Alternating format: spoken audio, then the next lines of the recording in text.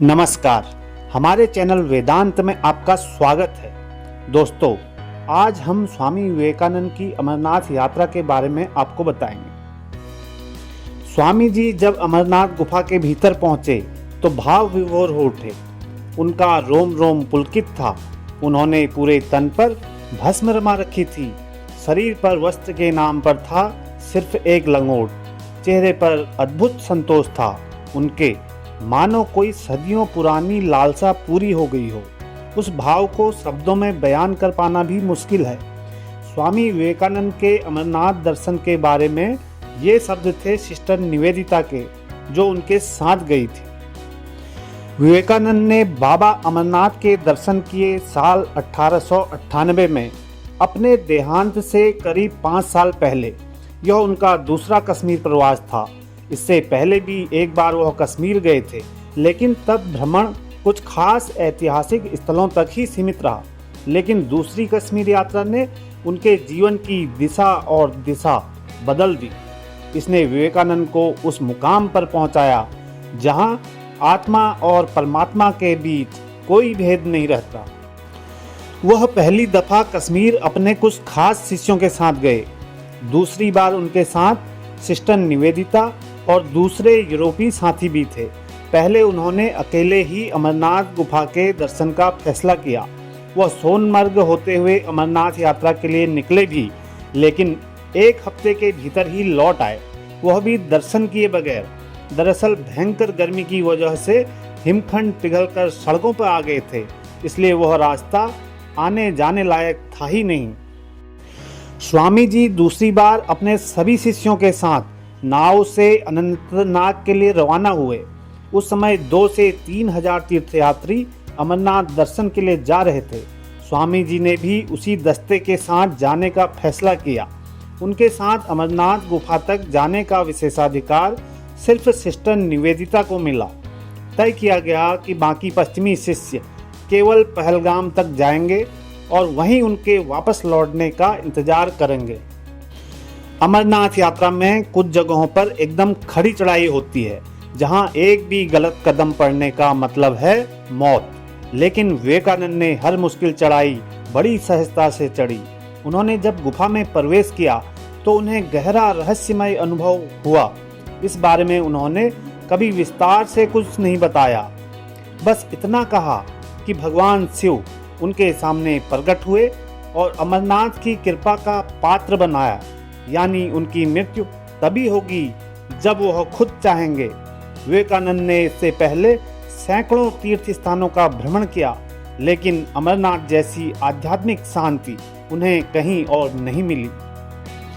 स्वामी जी ने दूसरे कश्मीर प्रवास के वक्त धरती की जन्नत को करीब से देखा। उन्होंने अपना ज्यादातर समय झेलम की एक हाउस बोट में बिताया, जिसे कहते हैं डूंगा। उन्होंने बड़ी बारीकी से अपने पश्चिमी शिष्यों का कश्मीर के अतीत से परिचय कराया। कश्मीर के इतिहास के बारे में बहुत सी बातें बताई, खास तौर पर कुषाण साम्राज्य के शासक कनिष्क के बारे में।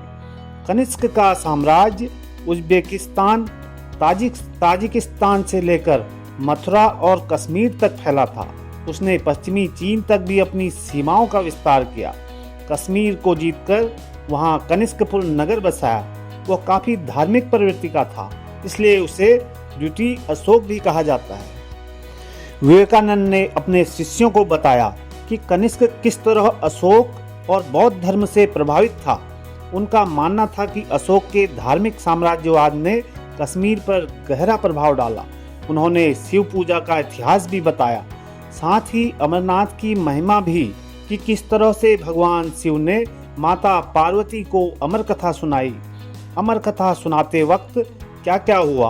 विवेकानंद की शिव में अटूट श्रद्धा थी। उनका कहना था, भगवान भोलेनाथ सबसे महान ईश्वर हैं। वह शांत, सुंदर और मौन हैं और मैं उनका अनन्य उपासक हूँ। बताते हैं कि उनके कश्मीर प्रवास के दौरान एक दिलचस्प वाकया हुआ। एक दिन उनका अकेले घूमने का मन किया। वह अपने साथियों को छोड़कर अकेले ही क्षीर भवानी की तरफ निकल पड़े। यह माता दुर्गा का मंदिर है। इसे क्षीर भवानी या राज्ञा देवी मंदिर भी कहते हैं। यहाँ वसंत ऋतु में खीर चढ़ाने की परंपरा थी, जिससे इसका नाम खीर भवानी पड़ा। मान्यता है कि कोई कुदरती आपदा आने से पहले ही मंदिर के कुंड का पानी काला पड़ जाता है।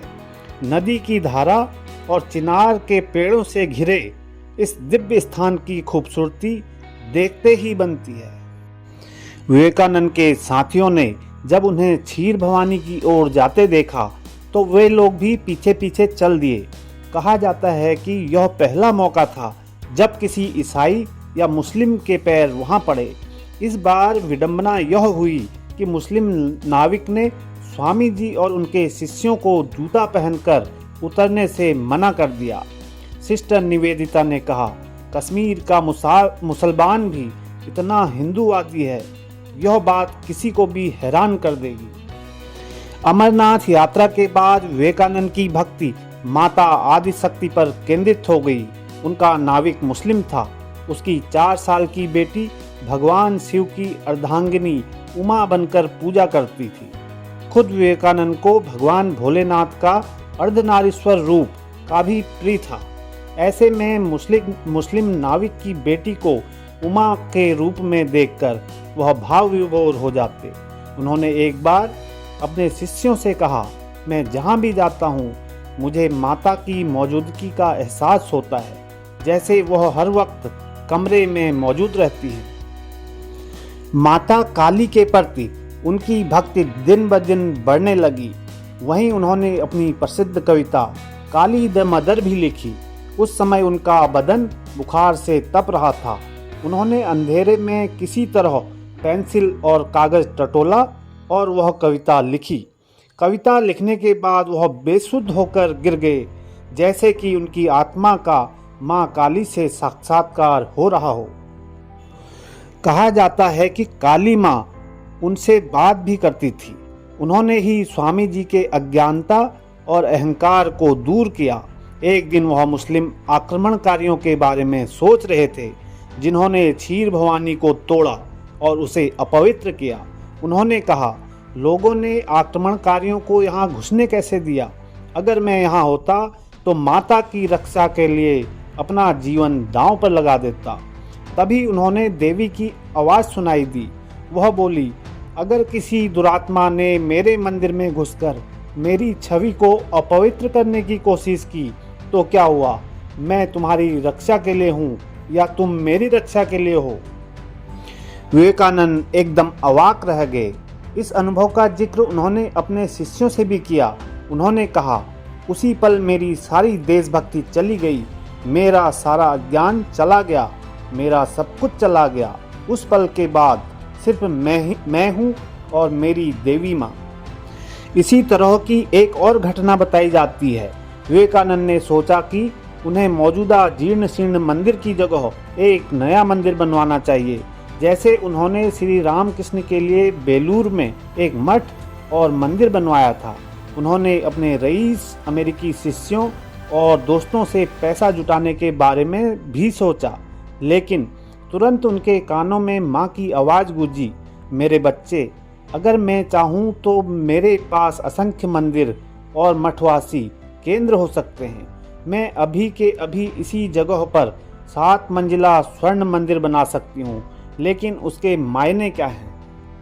कहा जाता है कि इस दिव्य आवाज़ को सुनने के बाद स्वामी जी ने अपनी योजना को विराम दे दिया। उन्होंने कहा कि अब मैं अपने से कुछ नहीं करूँगा, जो माँ की इच्छा होगी वही होगा। स्वामी विवेकानंद कश्मीर प्रवास के दौरान पूरी तरह से एक अलग दुनिया में थे। उन्होंने आखिरी सांस तक श्री अमरनाथ, माँ काली और क्षीर भवानी की स्मृतियों को सजो कर रखा।